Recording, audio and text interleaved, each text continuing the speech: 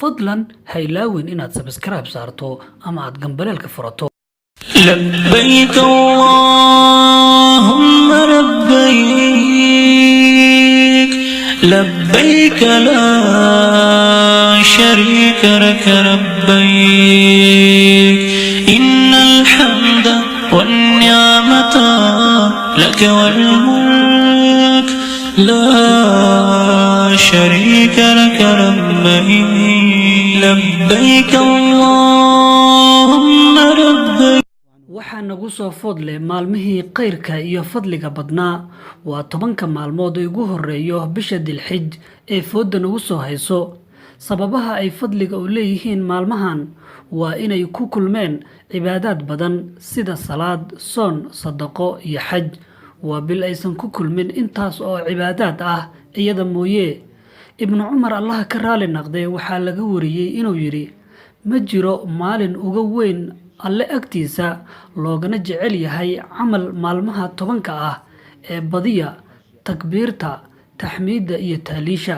sidoo kale ibnu cabbaas ayaa ku fasiray aayadda tan wayadkuru ismallahi fi ayaamin macluumaad in loola jeedo 10 dilxij.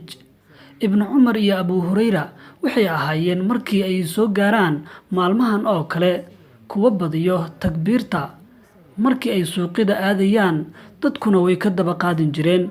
dhinaca kale inta lagu guda jiro maalmaha 10 waxaa u wanaagsan qofka muslimka inuu badiyo akhriska quraanka, sadaqada, adkaarta iyo soonka. ugu dambeyn maalmaha 10 waxaa ku jiro maalin fadli badan, waa maalinka 9aad ee bisha dulxij ama maalinka carafo. soonka maalinkan waa sunno la adkeeyay. waxaa laga wariyay suubanaha calayhi salaam inuu yiri alle waxaan ka rajaynayaa inuu ku dhaafo sanadkii hore iyo kan soo socda dunuubtooda. allah hana waafajiyo ka faa'iidaysiga maalmahan wanaagsan.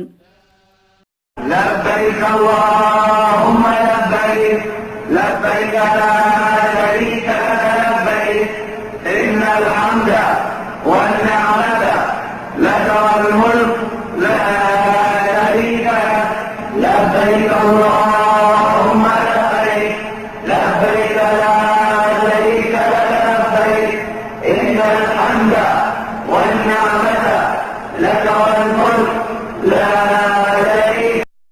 fadlan ha ilaawin inaad subscribe saarto ama aad gambaleelka furato.